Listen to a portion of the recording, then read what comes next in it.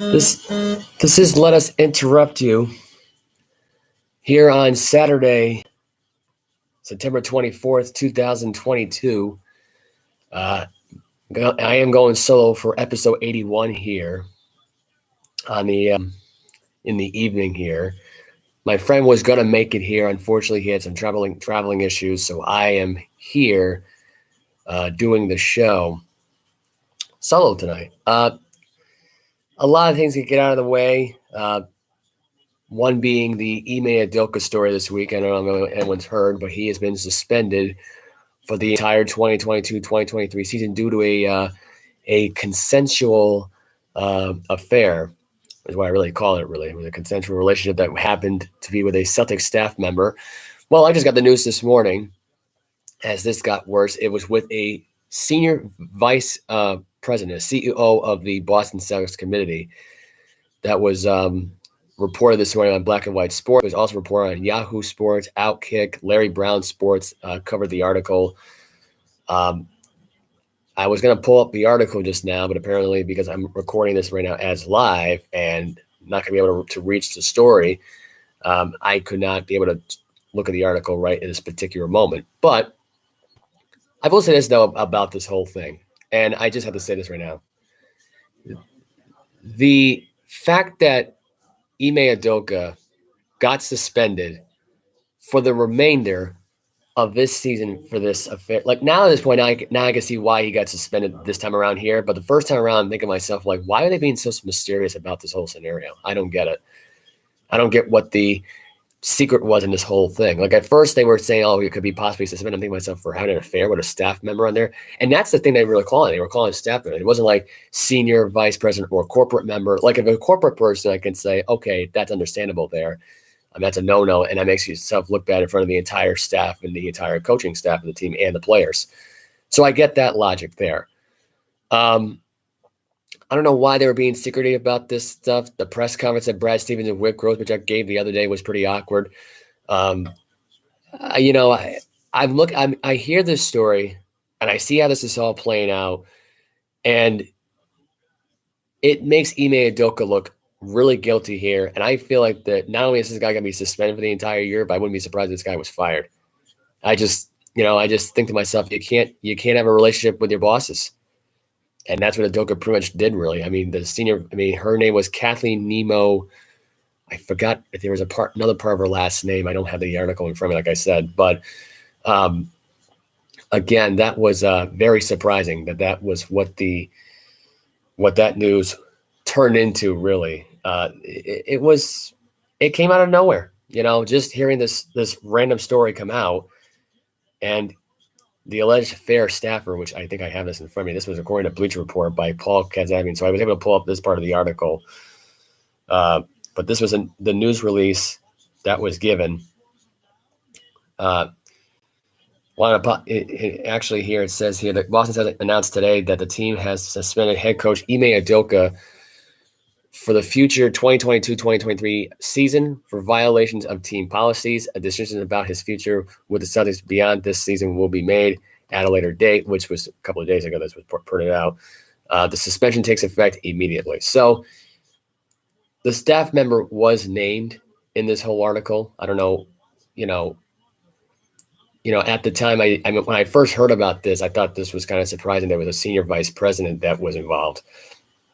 And then Udoka had the affair. I mean, he not only went on top of the food chain when it comes to this whole thing, but it didn't hold back. And I think it's kind of bizarre, on how this whole thing played out. And Nia Long came out with it, speaking out right now, saying, respecting my privacy, like I care about my family and my kids.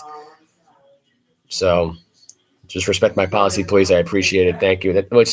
It's not word for word for what she said here in the article, but you kind of get the idea. But here's my opinion on this whole story to me, is that Udoka crossed the line. He crossed the line, getting involved in this whole thing. He should have never did what he did, and now he's gonna have to live with the consequences. Now you reap what you sow here. The Celtics, to me, I think honestly did the right thing by suspending him for the entire season, having it based on the fact right now that this man caused all that trouble. In reality, it's one of those things where this whole thing's going to play out. This is not going to get any better for the Celtics now going forward.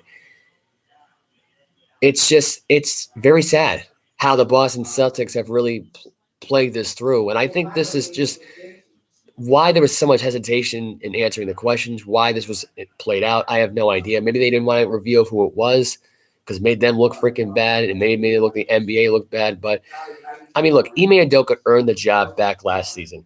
He took that team to the NBA Finals. That mindset that he put in these players' heads, everybody was a believer. They were all buy-ins, and they all went to the NBA Finals, and they did the best they could, and they came up short. That's just the way it is. That's the reality of it. I'm not sure how anyone else would have game planned it there, but to me, this was a mistake. And I think realistically, we're going to see how this plays out because, again, I just don't know how this is going to play out. I mean, without Udoka there, is the chemistry going to be different there? Are they going to respect the other assistant head coach? I mean, I don't know. At this point, who knows?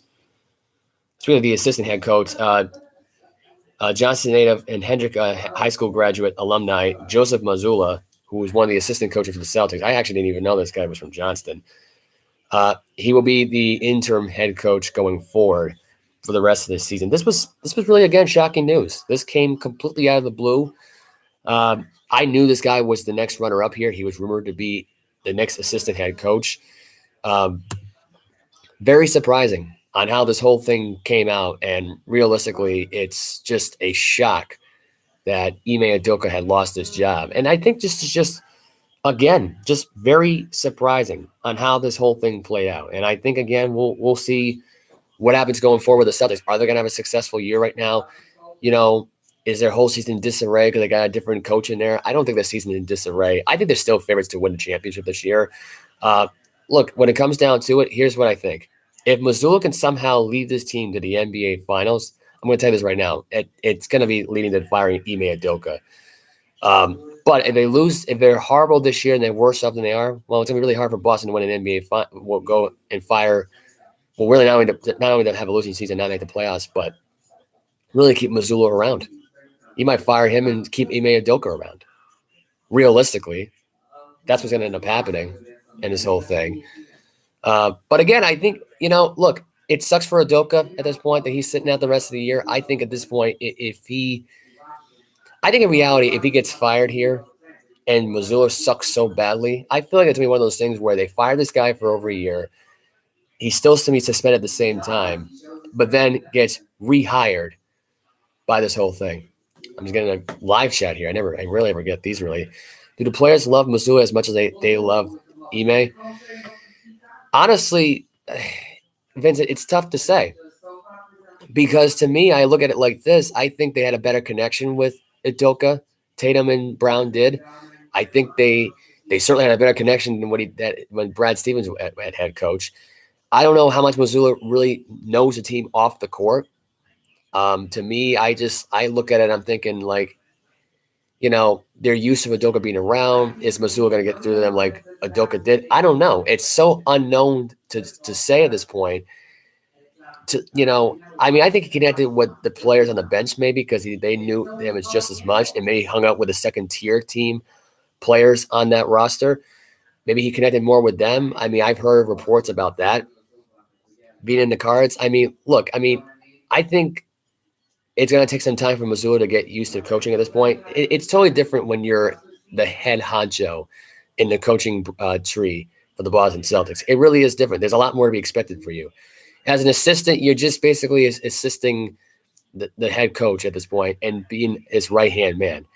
Now, you're going to have to find a different right-hand man at this point because the right-hand man is now the head coach of the team. As far as the players go, if there is any chemistry there, we'll see as it goes along. It's too early to tell because A, we haven't gotten the season started yet, and B, preseason will be starting in about a week or two. So, but yeah, I think realistically here, it may be good. Right now I've heard Mazzulla, people are saying the odds are against Missoula. I look at it like this. I still say the Celtics are still favorites, whether Udoka's the head coach, Stevens is the head coach, or Missoula's the head coach. I just look at that and I go, it doesn't matter because they finally grown up. They finally grown up at this point, grew a sack, and motivated themselves and actually tried a lot this past season. And now this season coming up here, I think they're going to try. I mean, they might dedicate the whole season to Ime, for Christ's sakes. They might just do that. I don't see how they don't do that. But anyway. So moving on at this point, and the thumbs up would be much appreciated here for the show. So it'd do a lot for the video and do a lot for my show in general. Moving on to Robert Sarver, his shocking news development this week. Not only was he fined and suspended for the entire year as the Phoenix Suns owner, but he will no longer be the Phoenix Suns owner going forward because there's been reports going out, because according to CBS Sports, saying that he is being forced to sell the team. So he's in the process of selling both teams. This came out on September 21st. I think this actually came out right after I may have actually even talked about this already, but I don't think I got in the full story mode with this whole thing. So I'll go the more I even look at this article, I said here now that this is actually what I read during the retirement sports flash I did on Wednesday. But I have more of a take on this whole thing, and I think this may be drawing a lot of eyeballs here in the story. But here's my take on the whole Robert Sarver thing. I don't know how this guy can redeem himself after this. I don't know how this guy could go on TV after this for any NBA organization, really, for that matter. He might be just downright banned from the NBA. And honestly, if he is, it's all on him. You recreated Don Sterling all over again. And I think realistically, they got ahead of this before it happened in season. The fact that this happened off the season here, off the cup here, off the record here, it made a big difference. It really did. Robert Sarver at this point being suspended for the entirety of the 2020-22 season and now being sold to both franchises. Look, I think this actually came more about from the WNBA calling the NBA. And the only reason why I go with this particular story here is this. The NBA players advertise their WNBA games. The commercialing for it and all this stuff right now, the partnerships they've had over the years. And just, players, coaches, and whatever probably got in the commissioner's ear, and they probably got into Silver's ear. They probably got into the players' ears and said, you got to have this guy sell this team because I don't want this guy as the owner of my basketball team, being the WNBA team. And the NBA realistically is going to give into this and starts and force this sale here. And really, I think Robert Sarver here was, greedy at first and not going to sell the team because, what NBA owner team is going to listen to a below average league of the WNBA? No offense to the women out there, but the women, we all know this. The games aren't as competitive. They might as well be the NCAA women's basketball sport. And in reality, it is what it is. But I think Robert Sarver got the little brunt of the ear here, got a little shaky with the whole thing. And look, I think realistically, it wasn't an ideal thing, but when Sarver got exposed and he's starting to realize now that the fact that he's starting to realize it now, it's not like Donald Sterling, what he never really realized, and he had no choice but to sell the team anyway, and he lost interest into the Clippers. Because I remember hearing stories about Donald Sterling at the time, and when he started losing interest in the Clippers, I can go back to early 2005, 2006, when that team had Corey Maggette, Chris Kaman, and all that. He lost interest. He could have cared less about that team making a deep run for it, making a deep run to a championship run for any competitive point in reasoning. And it's sad, really, when Donald Sterling had become at that point. But Robert Sarver was starting to become a really good owner for this team. This team was in the NBA Finals prior to this whole thing, prior to the pandemic.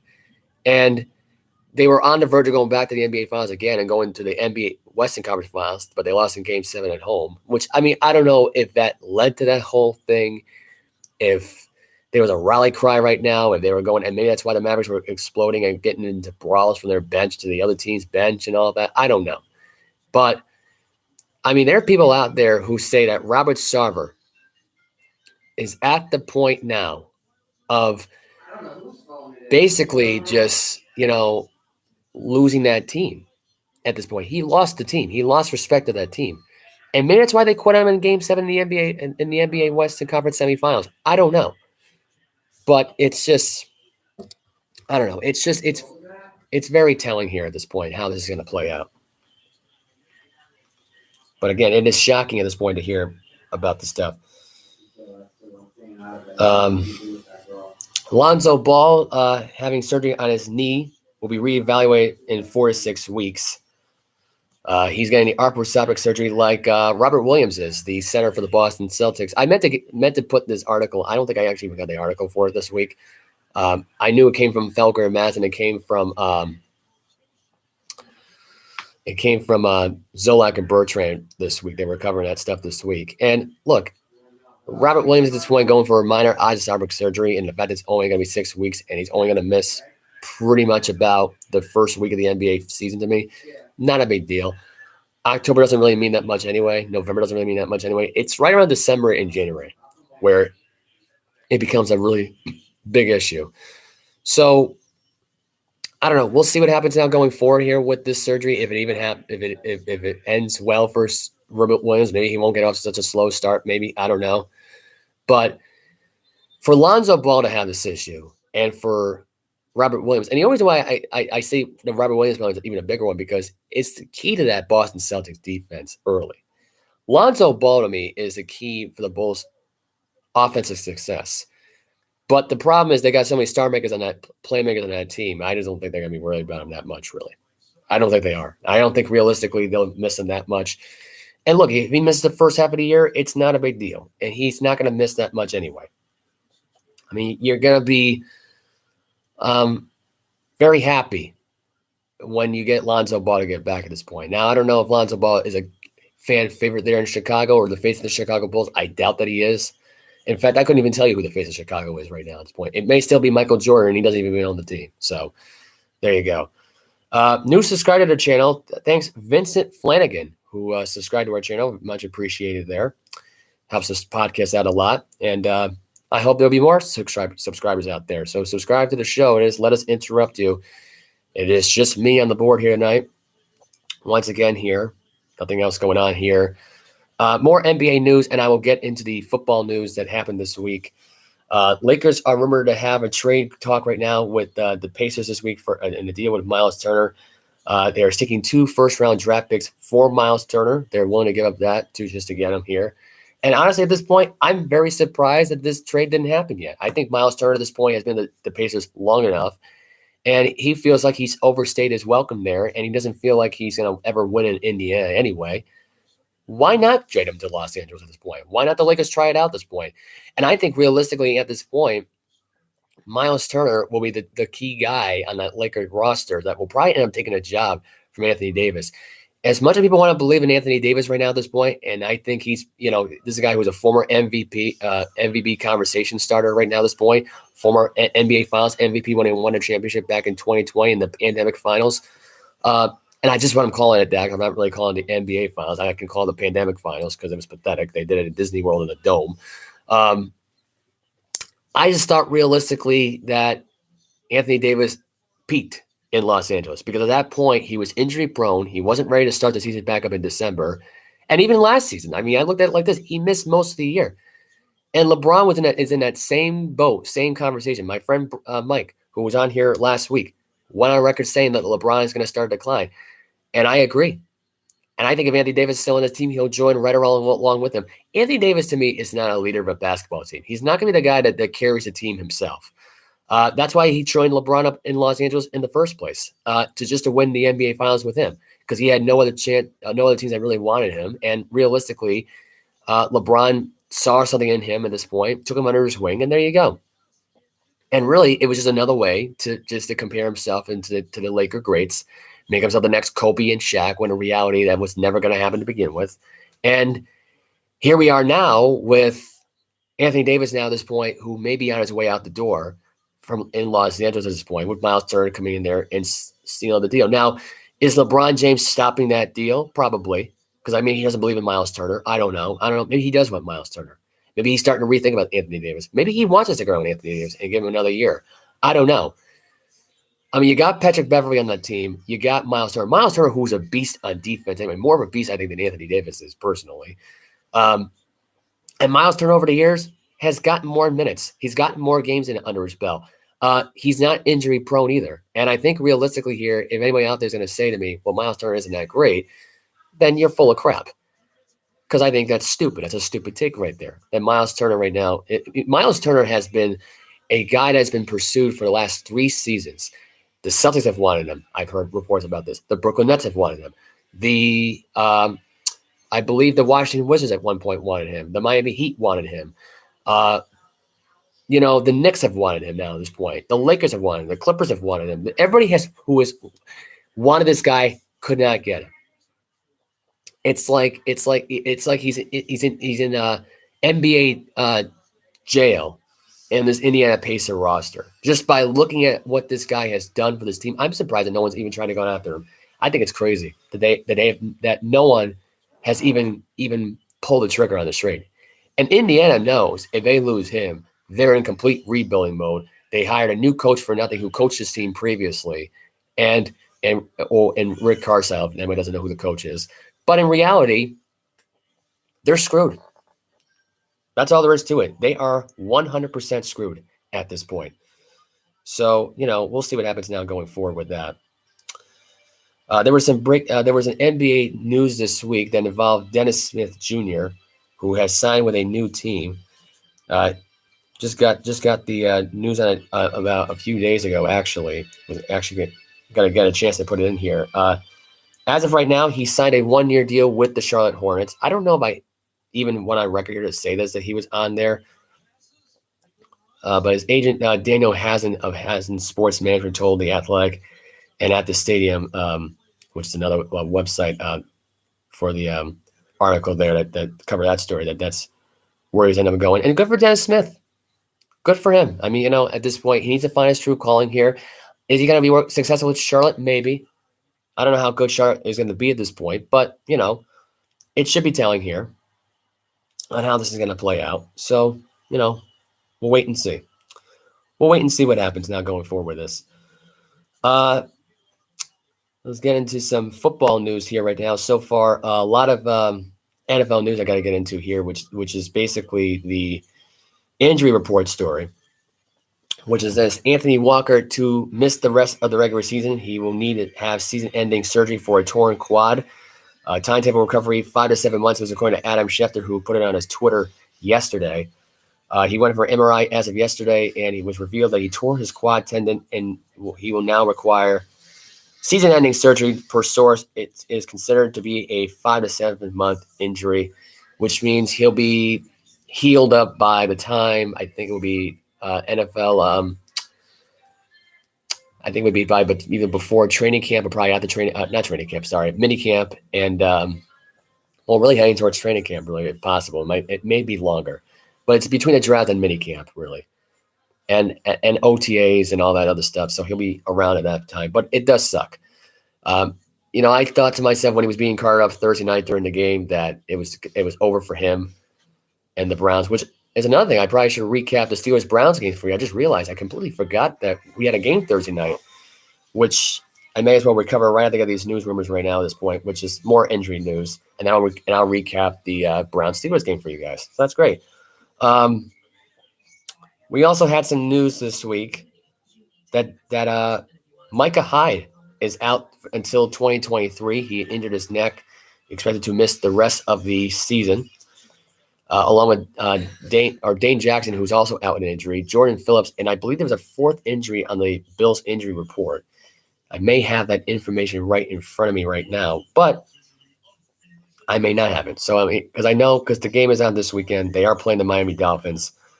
I will get into my NFL predictions as well on the stream here as well as I'm reporting here right now. But as of right now, Ed Oliver is the one who's also out as well. So another defensive tackle. So at least 3 to 4 injured Buffalo Bills.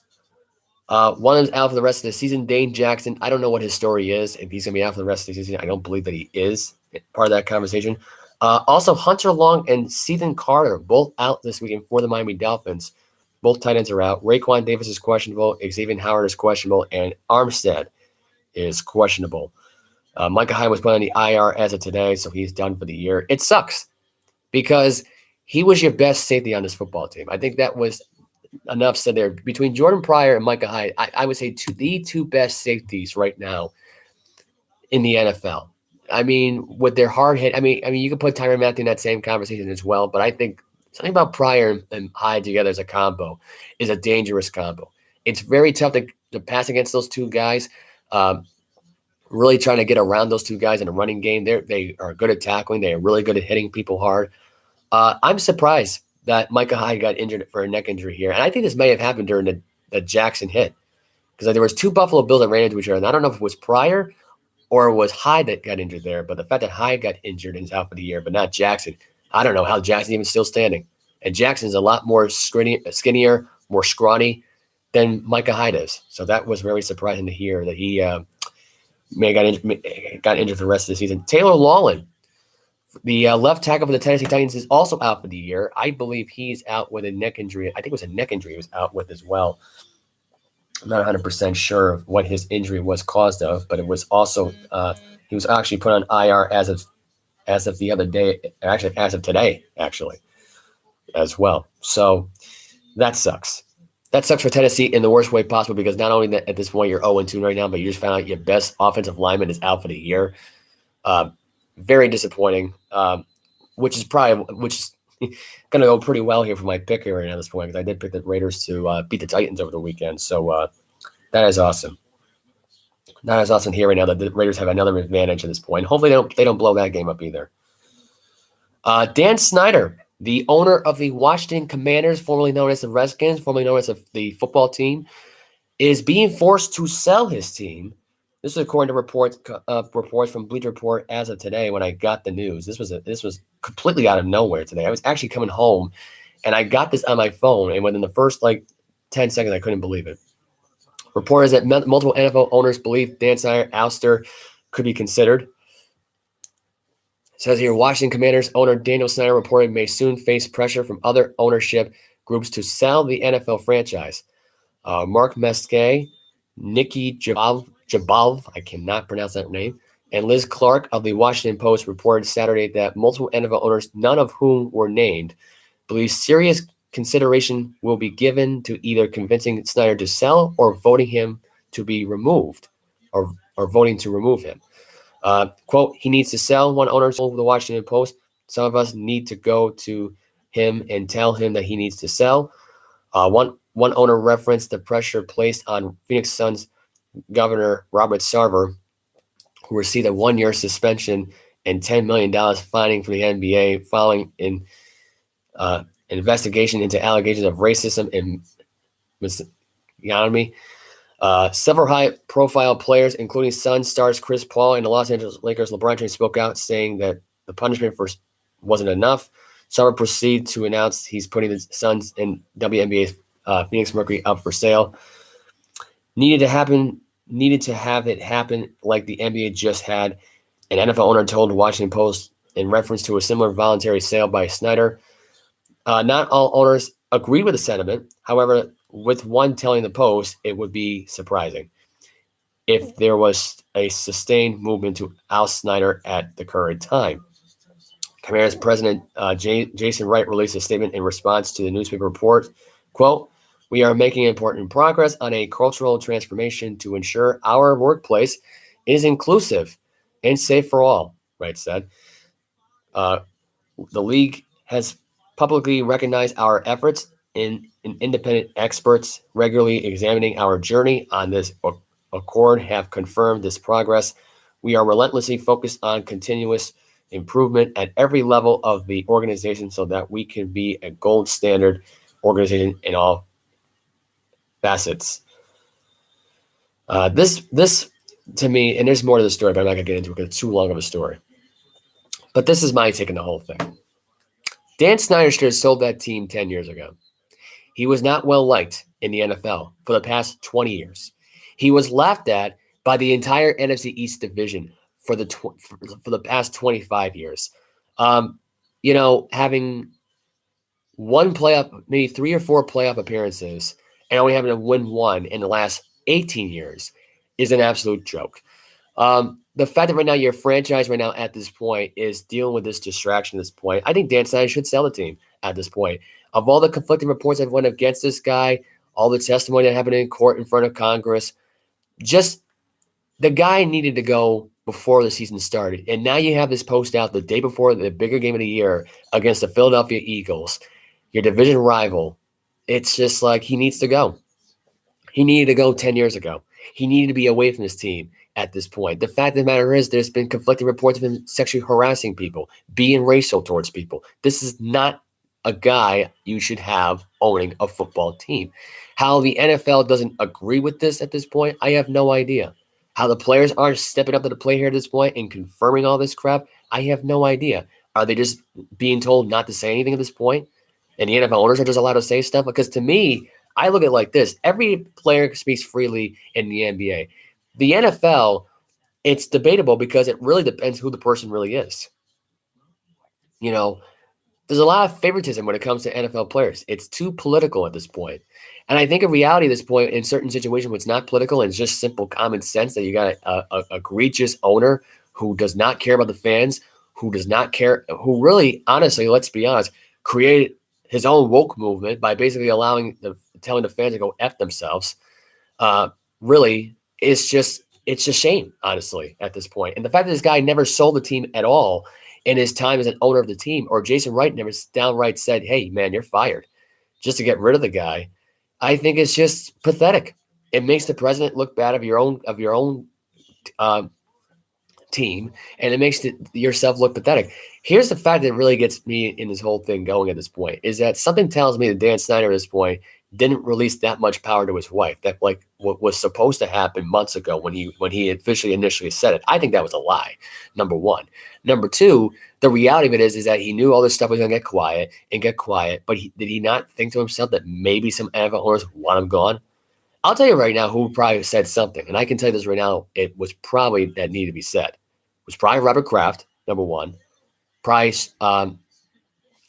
Al Davis's son, Mark, who said something. You could argue it was probably the Carolina Panthers, it was the New Orleans Saints, and it could have been the Ford family as well.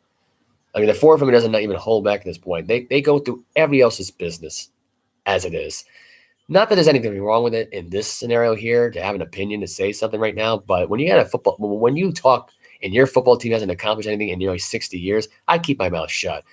But I wouldn't be surprised if Ford family had to open their mouths here at this point and say some stupid crap, because they've been known to do this for years. They've been known to hire idiots for head coaches, and they've been known to hire the wrong kind of personnel when it comes to their managing tree and the owner's booth in the VIP lounge, where they do nothing but eat shrimp and drink and have sandwiches and drink beer and drink wine and not realize that your football team is an absolute joke. And in reality of it is right now, for the first time right now, is they're going to overlook how bad your ownership is and actually play their actual asses off. Good for Detroit. And good for Washington at this point to overcome and go through the exact same obstacles that you're going through if you're Detroit. But back to Dan Snyder for a second. I think in reality here right now at this point, he should sell the team after this game this weekend right now. Don't do it now before the game starts, but right before kickoff, because that's retarded. If you ask me, that'd be the dumbest thing he'd probably do. In fact, knowing him, he probably would do that. I think realistically here, it's a mistake. It's a mistake here at this point if Dan Snyder decides, you know what, I'm not going to sell the team at this point, despite all this stuff right now, and him just being ousted by every NFL owner. They need to have at least 31 votes, I believe, to have that happen unanimously, obviously. Or it has to be 25 owners have to vote, yes, vote this guy out. But the only reason why this is never going to happen is because none of the other owners really give a crap. I think realistically they love Dan Snyder as the joke of the league. I think they don't really care about the fans and what they really think. And at this point, Dan Snyder's not allowed to rub it in their faces how much they don't really give a crap about their own fan base and how much they want to move away from their actual fans, because no offense, he don't like Washington anyway to begin with. He thinks he's too political. He wants to escape that. That's his prerogative, whatever. Case in point, they want to move to Virginia. They're not allowed to do that because there's too many violations against the guy. I mean, that's pretty obvious at this point of how bad Dan Snyder really is. And I think realistically here, it's kind of sad. Listen, for a bunch of Dan Snyder wannabe fans out there, that's on you guys. You know, it's sad. It's unfortunate. I mean, it is what it is. But, you hear stuff like this, and it's unfortunate. It really is unfortunate at this point that they're stuck with an owner who just really is not afraid to tell you where to go and how to get there. Brett Favre, there was texts that were released reportedly show that Brett Favre was told by Mississippi governor that to push for the volleyball arena could be illegal. This is what it was said today. Even more text messages concerning Brett Favre's push for Southern Mississippi volleyball arena have come to light. Once again, they do not reflect well on the former Green Bay Packer quarterback. A recent court filing has revealed texts showing Favre continued to press Mississippi state officials for funding even after being told by then Governor Phil Bryant misuse of the state funds could be illegal. According to ESPN, Favre also reported pushed for help in building an indoor football facility to assist the Golden Eagles recruiting. As one text showed, Bryant explicitly mentioned some of those funds came from a federal program intended for needy families. This was the TANF, which is basically temporary assistance for needy families. That improper use of the funds is illegal. And this was dating back to July 28th of 2019. So I'm going to put this out there in perspective right now at this point. To fraud the government for $70 million and to take that right now, pretty scumbag move by Brett Favre. I'm sorry. It just is. I think it's absolutely disgusting that this is what this guy was willing to do with that money instead of just donating a can of soup or a can of corn in Mississippi. If you want my honest opinion at this point, Brett Favre at this point, and the fact that his attorney pleaded guilty in this whole thing was a smart move on their part, because I'm going to tell you right now, the entire city of Mississippi, really the entire U.S. government versus Brett Favre was on the table here at this point. Brett Favre had to plead guilty here at this point. I wouldn't be surprised if we would find it over $50 million here and sentenced to 500 hours of community service. If you ask me, that's what his punishment should be. I don't think a jail sentence or, at this point, especially at this point where Phil Bryant is more in trouble in this whole thing anyway, because he's a former governor in this whole thing, which means he loses everything at this point. Brett Favre wanted to lose much of anything at all. But you kind of get the idea at this point that, for a governor that really to be persuaded by a retired NFL quarterback to do this to me is just outright ridiculous. And the dumb take that Robert RG3 had, which I never really liked RG3's takes anymore, but the fact that he compared this to the Ime Udoka stuff, get the hell out of here. This is a coach right now who had an affair with a senior vice president of a basketball team. It wasn't for money. He was just trying to get lucky with the vice president. Not a good look at that part of the whole thing. I think that looks downright ridiculous, if you ask me, that this whole thing would have came out the way it did, and it's just pathetic. It's just pathetic. It's unfortunate, but the fact that he pleaded guilty today, good for Brett Favre's attorney, and good for this travesty to come to an end right now at this point. And the fact of the matter is, it's over for Brett Favre. He's going to give up that $50 million that he stole, the $70 million that he stole from the government. He's going to give up at least, because let's be honest at this point, they're going to ask for all of it back. This was illegal what he did. And look, I mean, I don't think jail is good for Brett Favre. I think that'd be a bad idea for sentencing at this point. But I would say put him under house arrest and for at least about a year or two, and then when he's done with that, give him 500 hours of community service. Tell him to give back all the money. And 500 hours is a long time. So I don't know. That may take Brett Favre a long time just to get through that. But he's got time now at this point. He's got time now. So that's that. Anyway, let's cover the Pittsburgh. Actually, is there any other NFL news on here before I get into that at all? Tell you what. I'll get into the NFL. I'll get into the games that were on as of yesterday. Actually, no. Let me get into Taylor Swift news before I get into Steelers-Browns news. So Taylor Swift was supposed to perform for Super Bowl 50. I believe it would be 57 now in Glendale, Arizona. That was according to the Variety report and according to the Bleacher Report. This came out as of the same day, not even within an hour after I posted this on my Facebook, that there were stats for 2023 halftime show focusing on collecting reports. Taylor Swift may or may not headline one of the biggest events of next year. Variety Gem Aswa who cited three sources close to the situation, reported Friday that Swift would star in Super Bowl halftime show.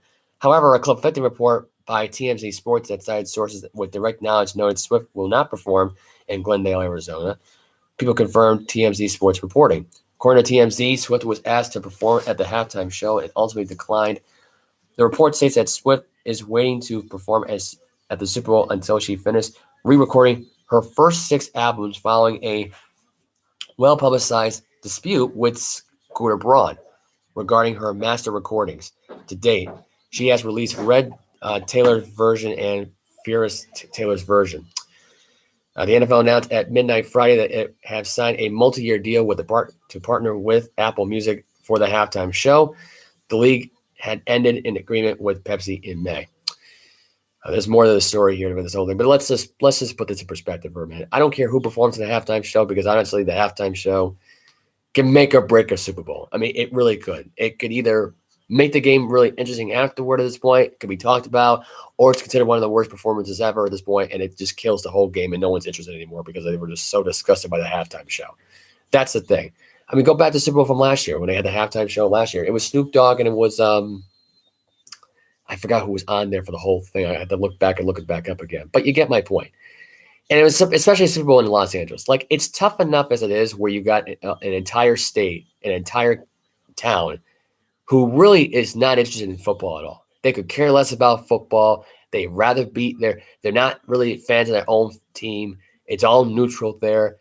They really were somewhat in the halftime show, somewhat not entertained by it. I mean, it's one of those things. And for Taylor Swift at this point to basically decline doing it, I wouldn't be surprised right now if she decided last minute and changed her mind and to do it anyway.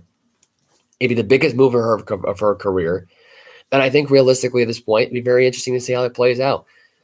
Now, she could do Thanksgiving Day if she really wanted to with the NFL and do it that day at the Dallas Cowboy game. She could do that. But, again, I just think the whole idea of her not doing a halftime show is ridiculous. And I think the fact of the matter is that the fact that this report came out and then basically another source said it wasn't going to happen to me, it's ridiculous at this point. It is ridiculous at this point. Now I'm going to get into the Steelers-Browns game that happened Thursday night because I was not able to cover that game Friday. So I will cover that game for you right now. Browns got the win. They won 29-17. I'm going to tell you this right now. I'm going to talk about the most worst game of Mike Tomlin's coaching career happened in this game Thursday night. The Steelers were dead in the water here at one point. They had a lead at halftime, 14-13. Unfortunately, it was the Browns that put the game away. They had it really came in the third quarter with about 9:29 to go. It was a 1-yard touchdown run by Nick Chubb. Boswell nailed a field goal. Actually, it was in the fourth quarter. Sorry, not in the third quarter. The Chubb run was. Boswell had a 34-yard field goal to tie the game up. In the end, though, the Steelers were trying to make something happen. It was Harris who tried to lateral it backwards in the end zone. Denzel Ward recovered the fumble. It was a touchdown. Browns win 29-17. Mitchell Trubisky is the worst quarterback on this team. That's all that needs to be said here. He's that bad. The fact that they're not even thinking about changing quarterbacks here, it's gonna be the biggest downfall for Mike Tomlin at this point. This is make or break for Mike Tomlin.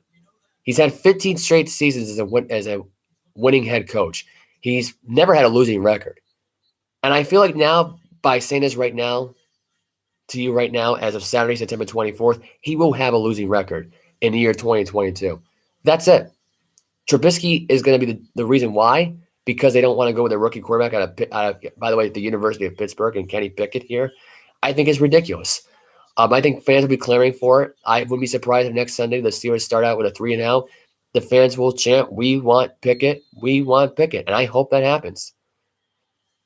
By the way, the Steelers next week can play against the New York Jets. They'll face Joe Flacco. Will be Flacco's last start as a Jet? I don't know. I kind of hope not, because I kind of hope that for the Cinderella story for this guy to continue here and up his chances in free agency to get signed by somebody else. I mean, it's going to happen. The Super Bowl MVP should not be losing his starting job and being a backup behind a rookie quarterback, or now going to be a quarterback in his second year out of BYU, who really just flings the ball like Brett Favre. So I just and an old past prime Brett Favre at best, throwing too many interceptions like that. To me, I don't think he should do that. Pull Flacco right out from there. I think he's made a lot of chemistry with the guys in the locker room. He's made a lot of friends within that locker room at this point. He's connected with every single wide receiver on that roster, including the tight end CJ Uzama, who is basically another version of Todd Heap, his former teammate for Baltimore. So it makes sense here for Flacco to take off at this point. But back to the Steelers for a second. Mitchell Trubisky at this point sucks. If you wanted a starting quarterback who is actually better than that, is Jacoby Brissett. Brissett went 21 for 31, 220 yards, 2 touchdowns, no interceptions here. Trubisky went 20 for 32 in this game, 207 yards, no touchdowns thrown in this game. It was Najee Harris, and Trubisky ran in for 1. Now, after late in the second quarter, I'm going to go on this part here for a minute. There was a series where they were trying to get in field goal range. They were already past the I would say about the 37, 36-yard line, and they were in really the range of Chris Boswell, okay? Trubisky decided to throw the ball on, I think it was on a second down play, and there was about 5 seconds left in the game. Now, Trubisky's trying to force something down. Instead of just throwing it, he throws it away. Throws it incomplete, low throw. There was nobody there at that point. He was out of the pocket. He threw the ball away. He took way too much time off the clock, and by the time the play was over, it was already at the end of the half. This play pissed me off because, granted, I picked the Browns to win this game. Okay? I picked the Browns to win this game. But this might have been the stupidest play of the entire first half, probably the entire night. Because why you don't have your kicker kick up a 53-yard field goal. And at that point, you're up 17-13 at that point. I don't know if they were just afraid that Boswell was going to miss again because he missed a field goal early in the game at that point. But if he would have made that kick and made the kick before the end of the half, you'd be up by 7. You're up by 7 at the end of the half. And maybe that gives you a team a win. I don't know. Maybe the Browns come back and still beat you. I don't know. But that would have changed the whole momentum of the game, and especially when they were getting the ball back to start the second half. I just don't get that drive at all. I really don't get why that drive happened. That made absolutely no sense. So, to me, I just think that was a mistake by Trubisky's part of it, and it cost the team the entire game. And you had George Pickens, who had the catch of the year. We had that one-handed grab, basically pulled an OBJ. Now, granted, it wasn't for a touchdown because that probably would have been more exciting. And it actually would have gotten the ball more in this game. But I think realistically at this point, you could argue right now that maybe right there, that highlight reel catch right there for Pickens right now is probably the reason why Trubisky's keeping the job maybe. I don't know. I don't know what Tomlin was thinking there and basically allowing this guy to keep playing. I would bench Trubisky at this point and start Pickett. That's just my opinion. Give the rookie a chance to start in this league. And if he ends up sucking, then go back to Trubisky. I don't know what to tell you. But to me, this was a mistake not starting Pickett Thursday night and sticking with Trubisky. And now even after this game, when you lost by 12, and where basically the team basically quit on you in the second half, I mean, it's just bad. And maybe I'm just overreacting. Maybe they didn't quit on Tomlin. Maybe they quit on Trubisky. I don't know. But this was not a good game. Chubb in the game only had 15 carries for 56 yards and a touchdown. Deontay Johnson had 8 catches for 84 yards. Let me put this in perspective about Deontay Johnson right now. I don't know if this guy right now is asking Trubisky for the ball a lot here. If he's turning to another AB at this point. But he's getting the ball a hell of a lot more than Chase Claypool and getting the ball a hell of a lot more than a rookie wide receiver in George Pickens. I don't know if that's Trubisky's comfort zone at this point. And maybe it's just maybe he's force-feeding the ball to Deontay Johnson. Maybe he just likes Deontay Johnson more. I don't know what the chemistry is at this point. But Pickens needs the ball a hell of a lot more than Deontay Johnson does. That's it. He ain't wide receiver number 1. As a matter of fact, I don't think he's the best wide receiver in that team. I don't. You're down to Fear Myth at this point. You're tight end in Najee Harris. That is your best players right now if you're the Pittsburgh Steelers. And that's pretty bad because you can't even trust one wide receiver on that team to make yourself look good. I don't get it. I don't really get it right now at this point. I don't get why that is, but it just is. It is what it is. And it's unfortunate. So I'm going to get into the rest of my NFL picks, my predictions right now. I'm going to start off with the weekend here right now at this point. I'll start with the Ravens and the Patriots playing this Sunday, and I said that's a Baltimore Raven win. I don't see the Patriots beating the Ravens at all in this game. You talk about Lamar Jackson having an MVP type of performance last week against the Dolphins and the defeat they were in. They lost that game cleanly. In the end, they were up 21 points both times in this game. They lost both times after being up 21 points. Not really a nice way to start off your season if you're Baltimore, but it is what it is. I think the Ravens here are going to win this game. This game will be a beatdown here. J.K. Downs will make his debut here. He'll be the difference maker on this Ravens offense here. He'll help the team out in the passing game and the running game. So I expect that to happen. And look, I don't know if anybody saw this in my Bleacher Report, but if you want to give it a follow, go ahead. Lamar Jackson almost became a Patriot back in 2018. Bill Belichick almost got his hands on him. And I said to myself, you know what? I don't believe that. But then I thought about it. I'm thinking to myself, well, he's been trying to get rid of Tom Brady now for some time, Bill Belichick. And maybe he almost did get him in 2018 before the Patriots' 6th Super Bowl win with Tom Brady eventually. But in reality, I think deep down, there was almost a trade that happened with Tom Brady. There was almost a trade that happened that involved him going to Baltimore at this point. Now, would Flacco been a backup role at that point for the New England at that point with Lamar Jackson to go with them at this point? Because you got to give a first-round draft pick in that particular move if you're Baltimore. And at this point, they had the balls to trade up to get Tom Brady on their team. Now, that would have been a big mistake by the Baltimore Ravens. But I think realistically, you could argue there that this trade almost happened and almost became a thing. And because Lamar told the story in his press conference about him smiling at him one time, saying how I almost got you in the draft and yada, yada, yada there. I don't know if that's what it was said exactly. Because sometimes when the way Lamar talks, it's hard to understand sometimes at press conferences anyway. So it is what it is. And he talks too quick too. I know I would know because I talk too quick too on the show as well. I've been told that. But yeah, the fact that Lamar Jackson was almost a Patriot here was kind of surprising here. And don't be surprised right now if that happens next season. If Mac Jones is traded out of here for Lamar Jackson right now.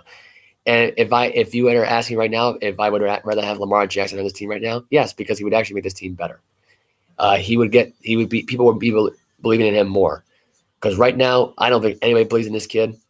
And I don't think anyone is going to believe in this kid going forward. I think that there'll be a lot of Patriot fans that'll be left disappointed this weekend where he will struggle all weekend long against that tough Raven defense. I'm sorry. And I know my cousin Michael's going to hate me on this whole thing, but you want to know something? Mac Jones in his second year, it's tough to say because right now at this point, he's really starting to decline. I mean, his arm strength is getting weaker and weaker every game we watch it. For a guy who said he had the strength, a big arm strength this year, a lot of good arm strength this year, a lot better than last year, it's kind of a letdown at this point so far. I just don't believe it. I don't believe in Mac Jones right now at this point to lead this team going forward. And right now, whatever they're doing with Kendrick Bourne at this point, benching him, not playing him as much, playing him later on in the second half, playing him as a second-tier team. I don't know if he lost his spot, lost his way, if he pissed off Matt Patricia or both Matt Patricia and Bill Belichick right now and got him in the doghouse at this point. But that's kind of the reason why Mac right now is in a certain situation that he's in. It's not helping him. Joe Judge ain't helping him. Matt Patricia ain't helping him. And Bill right now, if he is calling the plays, ain't helping him either. So sorry. I mean, if you want, he's got to be a franchise quarterback. You got to let him take control of the wheel. You have to because it ain't working, whatever you guys are doing down there in New England. It just ain't working. The next game will be the Texans and Bears. I got Chicago in this game. I don't believe in the Houston Texans. It'll be nice to see Lovie Smith return to Chicago, where he formerly coached at in his NFL starting coaching tender here. But I think realistically, Lovie Smith is going to get too big for his britches, too much emotion there.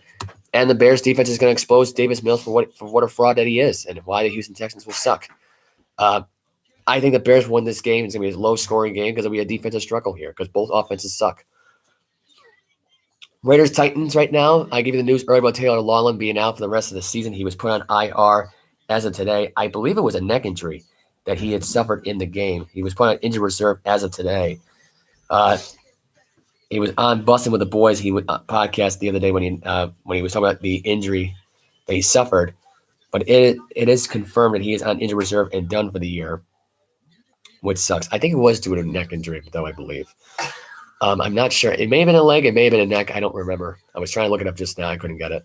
But if I had to pick right now between the Raiders and the Titans, I will say the Raiders are going to win. They're going to get their first win of the year. The Titans will go 0-3, and here's why. Weak offensive line, weak defense for Tennessee. I think Derek Carr and Devontae Adams will expose that Tennessee defense a little bit. Plus, Chandler Jones is going to go right after Ryan Tannehill. It'll be really fun to watch. Honestly, Derrick Henry at this point is starting to lose his way in Tennessee a little bit. Without him being at the strongest point right now, rushing for over 100 yards, this team is just weak. I don't know what it is. I mean, Tannehill could have a 300-yard day, and the team still loses the game. I mean, I just can't figure that team out. They played like crap last Monday night against the Buffalo Bills. That's still going to be running through their head. They lost their home opener the week before that game to the Giants, thanks to their kicker Bullock, who kicked it wide left. They're not in the right frame of mind right now. They're starting to really disappoint a lot of fans down there in Tennessee. A lot of people are saying that's going to be a home field advantage for them, though, against the Raiders. I don't see that happening. So I see the Silver and Black getting the W, their first W of the 2022 season. Next game will be the Kansas City Chiefs taking on the Indianapolis Colts. Shaq Leonard was a full participant in the practice. However, unfortunately, he is out again. I don't know what the hell is going on with Shaq Leonard here, what his injury problem is. And honestly, at this point, he's really making the Indianapolis Colts look like frauds here. And this is pretty much the reason why I think Kansas City will beat the Indianapolis Colts. I think Matt Ryan is not happy in Indianapolis realistically right now. It's not working out for him in Indianapolis at this point. Jonathan Taylor is not the magical running back that he should be right now for this team at this point. The defense at this point without Shaq Leonard has no identity. Everyone there's a fraud. I think Mahomes goes off in this game, and I got the Kansas City Chiefs winning this game big. Buffalo Bills taking on the Miami Dolphins. The injuries are circling up for Buffalo, but I don't think it really matters right now at this point. I think the Buffalo Bills are just too much of a horsepower right now on offense. They still got Von Miller on the defensive side of the ball, really. And I think realistically here, we're not going to see a lot of sacks in the game, but we're still going to see some turnovers. Expect that to happen. I think Benford and Elam in this game is good. There's no Tre'Davious White in this game. I think these guys being in there the last time against the Rams was awesome. They did an excellent job shutting down Allen Robinson in that game. Cooper Kupp still got his numbers in there, his catches, but it didn't matter because they completely destroyed Matthew Stafford's confidence at this point and shot this guy for good, I feel like. When it really comes down to it, I think Buffalo wins the game. Miami starts out 2-1, and that's going to be the end of that game right there. I think Stephon Diggs is too much for Miami's defense. There's a lot of question now of Xavier Howard, whether or not he'll play in the game or not at this point. I think even if he does, it doesn't matter because Miami's not that good defensively, and the offensive line for Miami is kind of weak. They can still get through that offensive line. Von Miller is a machine. Just going to say it now, he's a machine. So give me the Buffalo Bills winning this game big. Although it might be close because it's an AFC East division rival. I'd say this game is a 14-point, 17-point win for Buffalo, if we're going to be realistic here. Detroit Lions taking on the Minnesota Vikings. Minnesota is at home for the second time in 3 weeks here. They are taking on their division foe, the Lions. Vikings are 6-point favorites, and I say the Vikings will win at home. I think Kirk Cousins will get over the hump of losing that Monday Night Football game, completely erase that game from his memory, completely erase the fact that he's 2-10 in primetime games. I expect the Vikings to win the game by the score. I'm not even going to give a score here. But I'm going to expect a big win for the Vikings here. Justin Jefferson will have a big game this weekend coming up right now. He'll get at least 8 catches in the game for 115 yards, maybe 200 yards, get 2 touchdowns in there maybe, and get an MVP chant from the fans. Cincinnati Bengals taking on the New York Jets. Joe Flacco versus Joe Burrow is your headline for this game. Joe Burrow will get his first win with the Bengals. I think the Jets right now's lucky streak is over. I think Joe Flacco will still have a big game though. However, but I think the reality right now the Jets will start out 1-2. They're gonna face the Bengals, get that loss out of their way, and get ready for Pittsburgh next week as they will kill them next week in Pittsburgh. Philadelphia Eagles are going to Washington Commanders. I'm going to tell you this right now. This will be the last game for Dan Snyder as a Washington Commander owner because I think he will sell the team by next week. I mean, I could be wrong here, but at the same time, I'm thinking that way, and I think that he'll go out with a W here. He'll go out with a W. The whole city of Washington will go out with a W here because knowing now they'll get rid of this guy as soon as possible. I think Carson Wentz will have a big game. I think it's going to come down to the Philadelphia defense at this point. Last week they went up against a Viking team that was completely exhausted and tired and just didn't give a crap and wanted to move on here. They didn't really try. When you only allow 115 yards and a touchdown and 3 interceptions to me, and Darius Slay is mainly the reason why that happens here, there you go. Against real competition here, it's tough here. I think early in the season, it's hard to tell here, but I think Washington's trying to be for real here. I think Carson Wentz is playing at MVP type of level. He's third or fourth right now in passing yards, I believe. So I think now this will be a huge win for him, a nice revenge game against the Philadelphia Eagles ownership. And, he's already got revenge against Doug Peterson under his belt already. He's in his new home now in Washington. He's back at home again. I think the Washington comes out with a W here.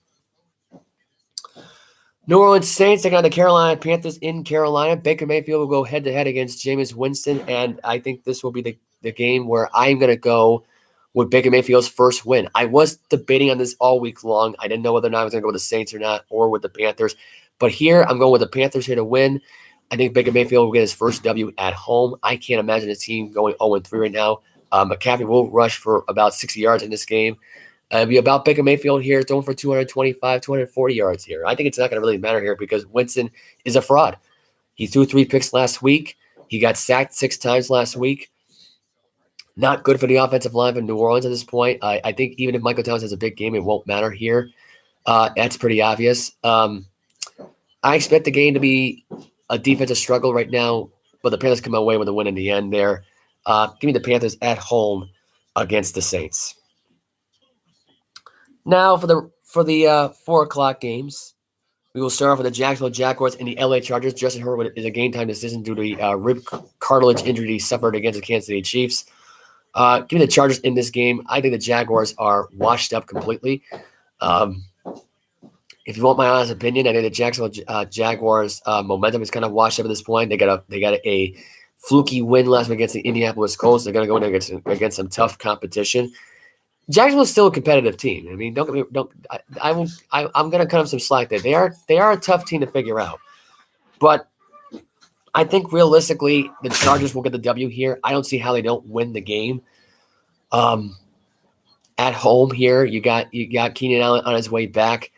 You got J.C. Jackson right now who's back. At this point, Asante Samuel Jr. who's back. Colin Mack, Joey Bosa. It's gonna be too much for Trevor Lawrence to handle here. And don't get me wrong, I think that the Jaguars organization is completely different with Doug Peterson at this point, but we'll see what happens. It's really going to come down to who can out-coach who here. But I think at the end of the day, I think if Herbert plays, gives it his all here, even with the rib injury right now, I think it'll be enough for the Chargers to win a great game. There's been rumors going around saying that Chase Daniel might get the start here. If he does get the start here, I'm still sticking with the Chargers either way. So there you go. LA Rams playing at the Arizona Cardinals this weekend. Both teams coming in at 1-1. I'm picking the Rams here. I don't believe in Kyler Murray at all against that Ram defense. Their offensive line is meh. It is getting a little bit better, though. It is still a work in progress. I think the Cardinals, realistically got lucky last week against the Raiders. I'm surprised the Raiders lost that game the way they did in overtime with that fumble recovery by Byron Murphy Jr. running it back 59 yards. That surprised the hell out of me. I didn't expect that to happen at all. To me, they have another chance of winning it at home here. I think in reality, the Rams right now will just run away with it. This will not be a defensive struggle. Okay, not a defense is good.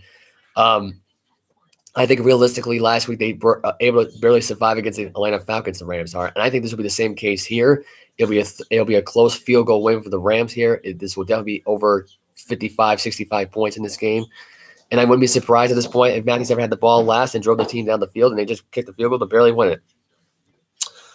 The Atlanta Falcons taking on the Seattle Seahawks. Arthur Smith had a weird comment about the usage of Kyle Pitts in this game, and there was a ridiculous take by Field Yates saying how he was playing against Kyle Pitts in fantasy football, which I thought was dumb here. Basically, I do have the clip for it right here, which I think this was probably the dumbest freaking take I ever heard from this particular take right here. This is what Arthur Smith had to say here. I mean, I'm asking. Now, listen, I didn't used to have a problem with Arthur, but his response when asked about Kyle Pitts' lack of production has started to make me think there might be some lights on, but nobody's home situation going on. Honestly, I'm not even sure the lights are on. Anyway, just listen to this. Kyle is such an important piece, and, the ball, we go after him or he's targeted, and other guys make plays. It's not fantasy football. We're just trying to win. Arthur. What? No one. So that was the bench warmers Instagram account for Benchwarmer brand. That's from Brandon Carney, and shout out to him for his content. He does great content on Instagram and stuff like that. He is on TikTok, YouTube, and Twitch. And he's got his own thing on brandoncarney@gmail.com. That is his email. I will tell you this right now about Arthur Smith's answer, though. The Falcons are 0-2, so you're not winning any football games here, realistically. I think Kyle Pitts at this point might want to get traded out of Atlanta. I don't see how Atlanta is successful with him this year. I think realistically they don't. I think realistically Arthur Smith is a dim-witted head coach. I don't know how the hell this guy was successful in Tennessee as an offensive coordinator, because the way he's running Atlanta right now, it's hard to watch. It's actually worse than Dan Quinn's time in Atlanta. That's how bad it is. That's how bad it is. And I wouldn't be surprised right now if the Falcons continue to go 0-17. This team sucks badly. Cordell Patterson, Kyle Pitts, Drake London. If you're listening to this podcast, which hopefully you are, hopefully you got friends who are listening to this, but get the hell out of Atlanta as soon as possible, because you're going to have a history that made this year when your team goes 0-17. You ain't winning any games this year with this dim-witted head coach, this dumb organization, and these dumb owners and these dumb coaches. You ain't going to win crap this year. You're going to go 0-17, and that's it. I hate to say it, but if you don't want to be part of that history, get out now while you can. Take a Seattle by way to beat the Falcons. And I just think Pete Carroll realistically has figured it out at this point with Geno Smith. Listen, in reality, Jimmy G coming in the game right now for Trey Lance last week was unfortunate that Trey Lance suffered an ankle injury, season-ending ankle injury that required surgery. It's unfortunate, but Trey Lance's career is over. Jimmy G is back on with San Francisco. That's all you need to know. That's it. That's all you need to know. And if it wasn't for Jimmy G last week, I think the 49ers would have lost the game, and Seattle would be 2-0 right now in the NFC West. Green Bay Packers are going to Tampa Bay Buccaneers. This was a wild week of news here of the story now. Right now, the injury news this week right now, it's almost insane here. Sammy Watkins is on IR. He's not done for the year. Just remember that. He's not done for the year, but he is out for this game. Leonard Fournette is ruled as questionable. Brashard Perriman ruled as questionable. Akeem Hicks is out. You got Mike Evans, who's on his one-game suspension. Try to repeal it, but he's both out right now. Leonard Fournette and Marshawn Lattimore were both fined at $13,000.25 for their fight that happened last Sunday. Not a good thing to hear. Just not a good thing at all. It was kind of sad to actually hear that they were only fined that much anyway. It was really sad that Lattimore got off the hook here for this. I am surprised that this guy did not get suspended for his involvement in the fight right now. And the fact that Brady almost punched his lights out, I'm surprised Brady wasn't fined for this whole thing, for his little tidbit. But then again, who knows? I still say Tampa Bay wins the game. I'm sorry. Green Bay, without Sammy Watkins at this point, have not figured out without Watkins at this point. And now with him being injured and you're just down to Cobb now at this point, Cobb's not your number one replacement at this point in the wide receiver position. As a matter of fact, nobody is. Watson's terrible. Dubes is a work in progress. Watkins was probably your best wide receiver on the football field. You're down to Aaron Jones and A.J. Dillon. They can't run the ball against this team. And I think realistically, Rodgers will get sacked to pressure at least 5 or 6 times in this game. I'm seeing 6 sacks in this game. I'm seeing 3 to 4 interceptions in this game. Actually, 3 interceptions and a fumble loss in this game. And I see the Buccaneers. I don't see Brady doing much in this game either with Cole Beasley, who they activated from the practice squad that they signed this week. I believe Godwin is playing in the game. I believe he's not on an injury report on here. Neither is Julio Jones. Donovan Smith has been ruled doubtful in this game. Cade Otton has been ruled doubtful, so they might be both out this weekend. But I think realistically the Buccaneers defense will prevail here. It makes no difference. I think Brady has a lackluster game again. I don't think he's that focused yet on beating the crap out of the Green Bay Packers right now, and their defense is too tough as well. So their offensive line is still a work in progress, even without Ryan Jensen on it, but I think it's a little bit better than Green Bay's. David Bakari will get his debut start this week against the Buccaneers, but I think Tampa Bay kills them. I think Tampa Bay shuts them out, and I'll give the score for this one. And I already gave a score to my friend last night. 34-0, I think Tampa Bay beats the Green Bay Packers. I'm sorry. I just believe that. I think it'll be a 34-0 game. I don't see how Tampa Bay doesn't shut him out here and play really aggressive defense here. I think Bakari, the shape that he'll be in right now, he won't be prepared and ready for this Tampa Bay defense. and the aggression they're going to let out of the system here. And really, they're playing for their guy, Mike Evans. They're playing for their guy, Tom Brady. That's what they're going to be doing it for. This will be a more passionate win. It'll be a more emotional win. It'll be an exhausting win for Tampa Bay at this point as they face the Kansas City Chiefs next week on Sunday Night Football.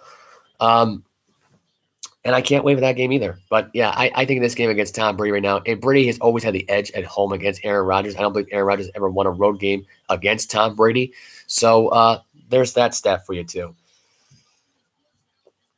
Anyway, 49ers are at the Broncos.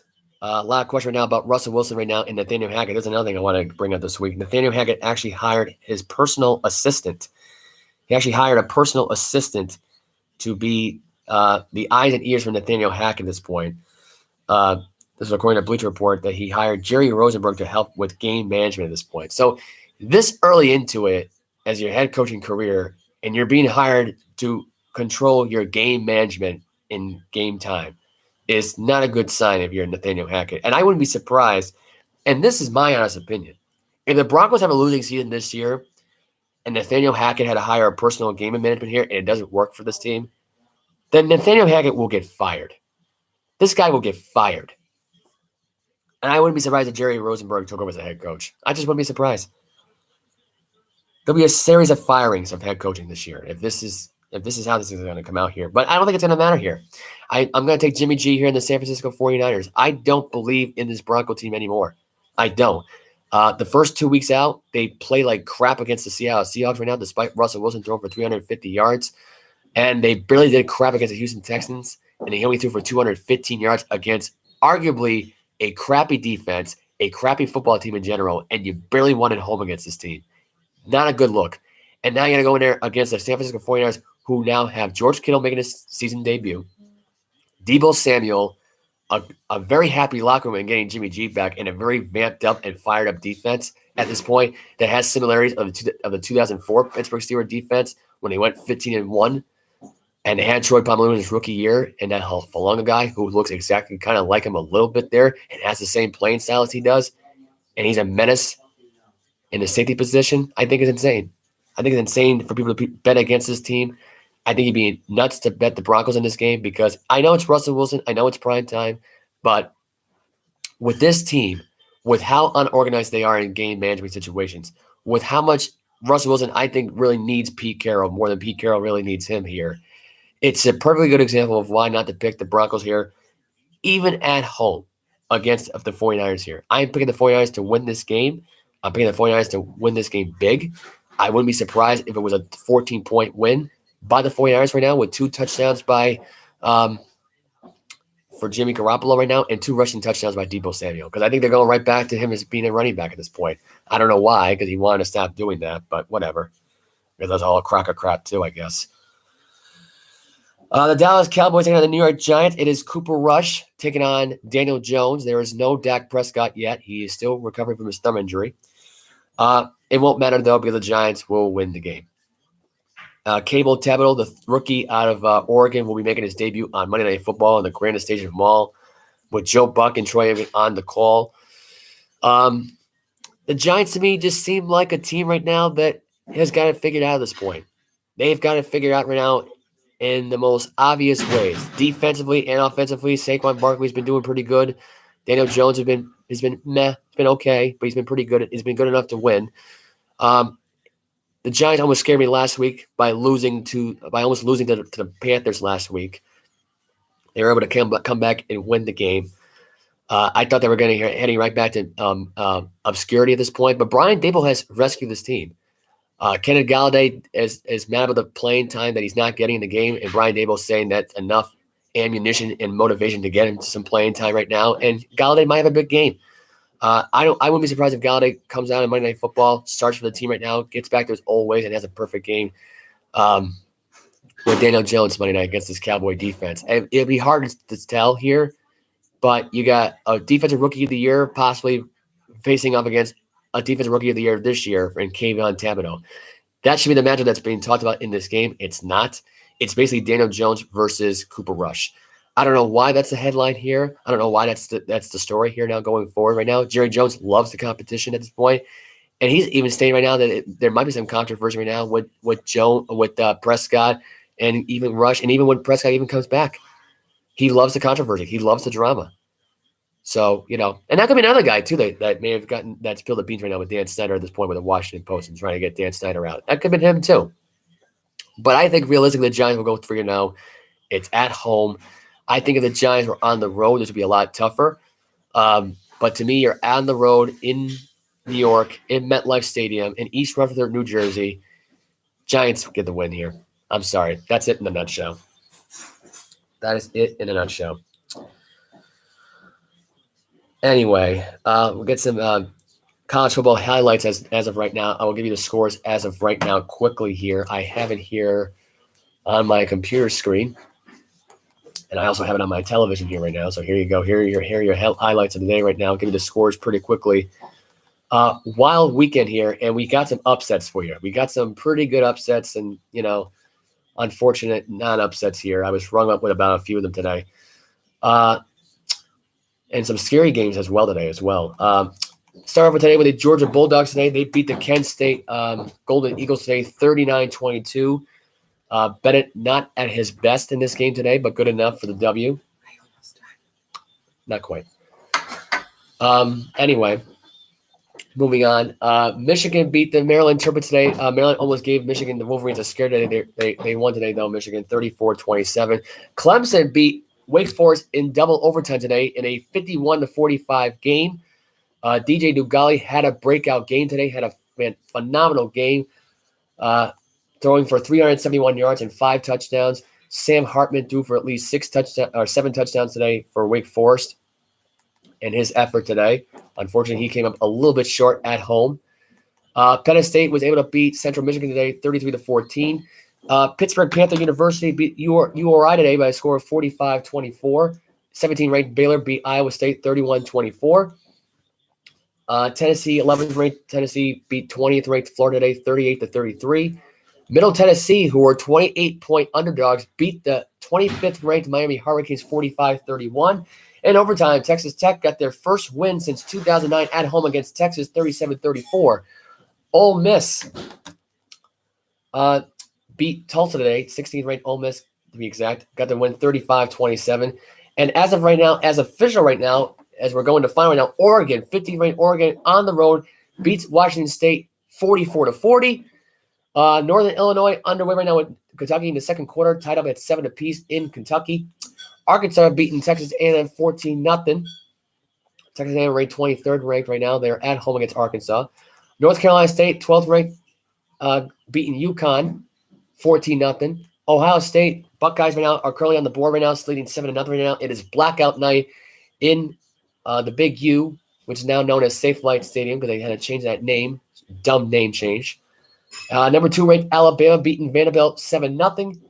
The other games are going to be on later on tonight. You got Kansas State, Oklahoma on Fox at 8 o'clock. You got USC, Oregon State on at 9:30. You got Wyoming playing at BYU, Stanford at Washington, and Utah playing, 13th ranked Utah playing at Arizona State. Forgot to mention Washington's ranked at 18th and BYU is ranked 19th, and USC's ranked 7th. Anyway, some games outside the top 25. We'll get off of the ACC right now at this point. Boston College will be taking on Florida State later on tonight at 8 o'clock. Central Florida beat Georgia Tech today 27-10. Notre Dame beat North Carolina Tar Heels 45-32. They are now 2-22 since 2008 against the Fighting Irish. And I forgot to mention earlier that Wake Forest is now 1-65 against the AP poll top 5 teams in college football.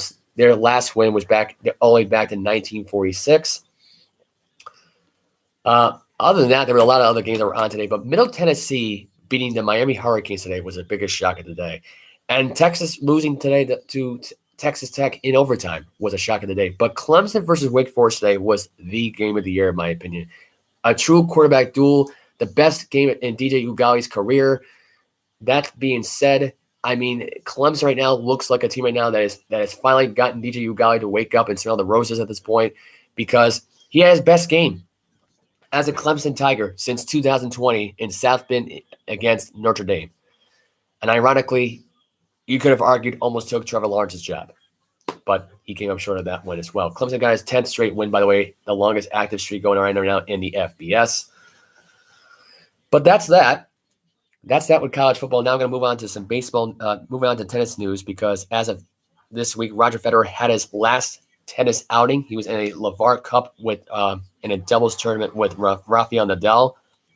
Came up short.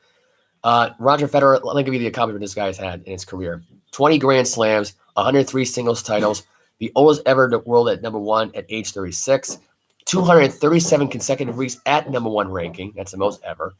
8-time Wimbledon men's singles champion, 5-time U.S. Open singles champion, and 6-time Australian Open singles title. So congratulations to Roger Federer and a great tennis career. He was an awesome tennis player. Watching him growing up, I was actually a bigger Roger Federer fan. As people don't know, I was a huge fan of him. He was great on the tennis court. He was almost unstoppable. He has little flaws with Rafael Nadal and Djokovic in the end, but he knew how to pull out the win. Sometimes he got one over Djokovic. Sometimes he got one over on Nadal. But Federer was a great, great player. Was a great tennis player, and he is the GOAT as far as I'm concerned right now when it comes to tennis players. Hands down, he's the GOAT. Period. Shohei Ohtani this past last night reached a career 200 strikeouts for the first time in his career. This was according to Bally Sports West last night. Albert Pujols had 2 homers last night against the Dodgers last night in an 11-0 victory. He's now got 700 career home runs. He told a fan to keep the 700 home run ball, keep it for memories at this point. He's not really big on keeping the ball except right now for historical things, which is good for him. Julio Castillo is now got a 5-year, the pitcher for the Seattle Mariners has got a 5-year, $180 million contract extension with the Seattle Mariners, so he'll have him for a long time. So that's good news for him. John Cena set the Guinness World Record for the most Make-A-Wish foundations with 650 granted wishes. This was a record that was, according to Newsbreak, was able to set this year alone. He did it all in 1 year. So congrats to John Cena for creating the Guinness World Record for that. When I first heard that, I thought that was excellent. For what John Cena does, he's part of the WWE. He's a big-time wrestler, 16-time world champion. The accolades this guy has, it's phenomenal. But to set that record, it's not easy to do. And especially with the schedule he has right now, being part of the WWE, part-time wrestler, being in the film industry. To have that much time to help kids in need, to grant 650 wishes in 1 year is just remarkable. It's incredible. So congratulations to John Cena for breaking that record. I thought that was amazing. Aaron Judge, still in the rush right now for getting home run number 61. Barry Bonds, according to Bleacher Report, wants him to break the record that was set by Barry Bonds way back. I want to believe it was in the early 90s or early 2000s, but I think it was right around late 90s and probably early 2000s. I don't remember exactly what year it was in, but that news came out. You also got Craig Kimbrell, who's out as Dodgers closer. He's been moved from the closer committee at this point. This was according to Alden Gonzalez on his Twitter, who made the announcement as of yesterday that he will be out for the closer role for now. And they're going to see how it looks in October, so he may get the job back. So it's not a permanent removal, but it's in the conversation for now that he is not going to be closing anytime soon. Jacob deGrom is being pursued by the Texas Rangers as he tests his free agency this upcoming end of the season. I kind of hope he doesn't leave for Texas because that'll be a big mistake on his part. I don't think he should leave that team anytime soon. It makes Texas look good, but it may make the Mets decline a little bit. But in my opinion, I just think at this point the Mets should try to retain him as much as possible. You have a deadly starting rotation. You don't want to mess with it. Two-time All-Star catcher announces his retirement today. 37-year-old ready to close his chapter. Stephen Vogt told the AP Press this week that he plans to retire after the 2022 season, and he adds that he hopes to move into a coaching or managing role upon his retirement. I don't see it. For a guy that, honestly, to me is looked at a catcher, to be moved up as quickly as the management position, to me, I just can't imagine that happening anytime soon. So It may happen soon. It may not happen soon. I doubt it, but we'll see what happens now going forward with that. And good luck to him if he gets in that role. But I just can't imagine him being the guy at this point that eventually gets in that managing role. It'll take some time. Dayton Moore was fired as Royals president and GM and a GM position today. This is according to Bleacher Report as of yesterday. Written by a few days ago by Joseph Sucker. The Royals fired president of baseball operations Dayton Moore. JJ Piccolo will take over as general manager and executive vice president going forward.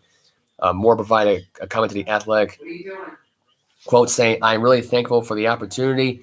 He said, "I'm proud of the culture and what we accomplished in Kansas City. I'm disappointed we weren't able to see it through, but I have no confidence in John.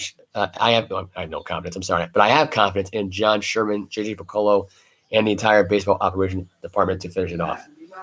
He was hired as general manager in May of 2006. So that was surprising, to say the least, to hear that he was actually fired here.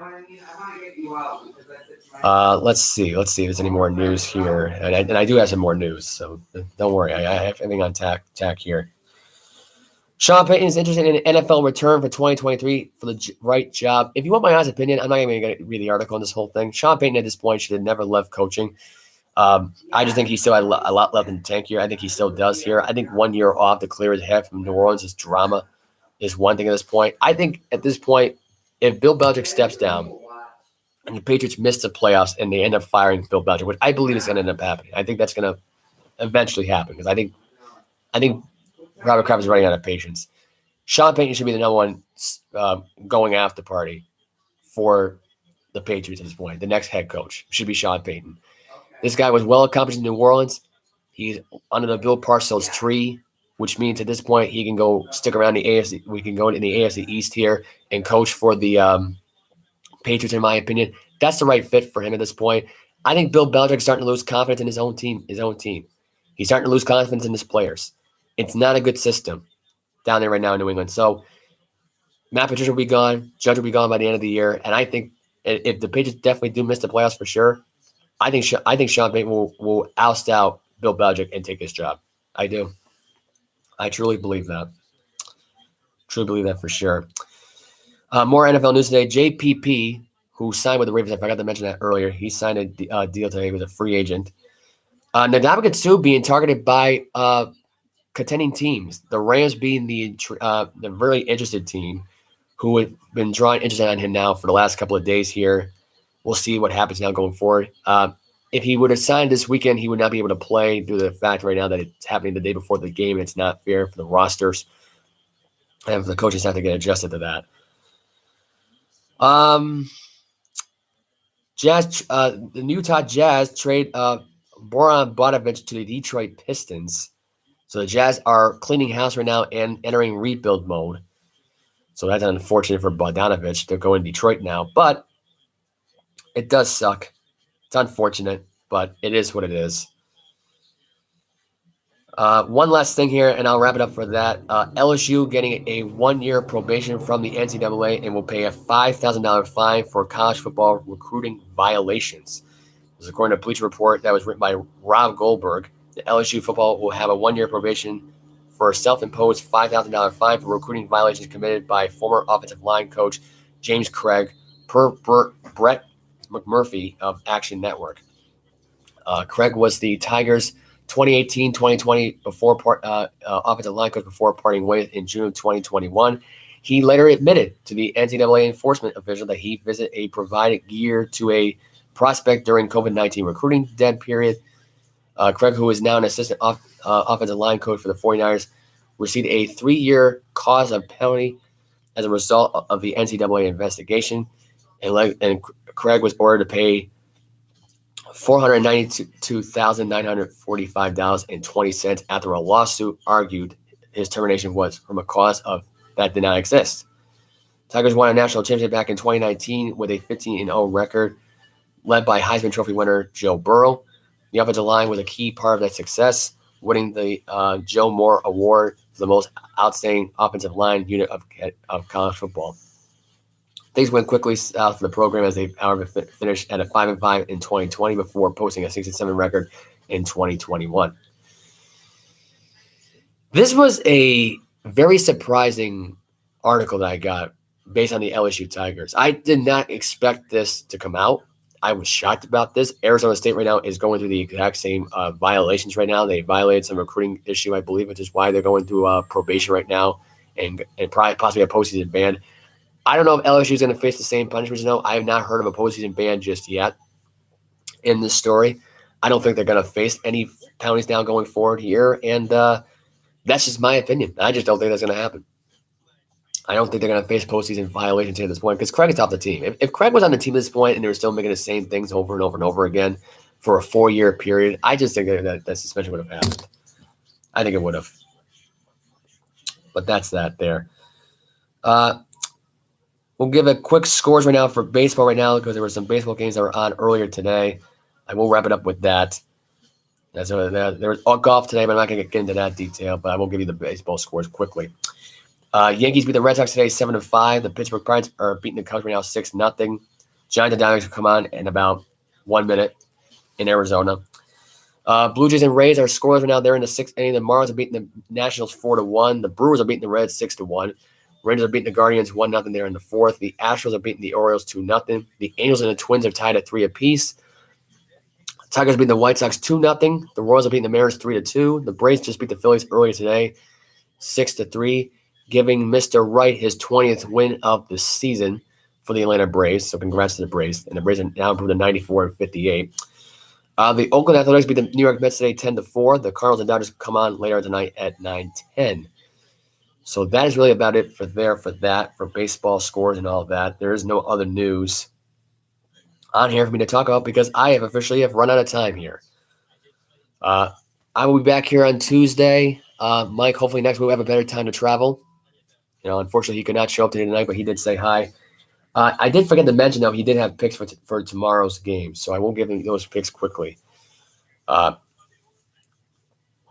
He gave his picks for tomorrow. He got the Bills tomorrow, the Bengals tomorrow, Raiders, Saints, Ravens, Vikings, Eagles, Chiefs, Bears, Rams, Bucks, Falcons, Broncos, and Giants. I only got to disagree with one of those picks. I'm not picking the Denver Broncos, and I'm certainly not going to pick the Eagles here. I'm picking the Commanders and the 49ers for tomorrow night's game. So that's that there. So I am signing off here. You all have a good week.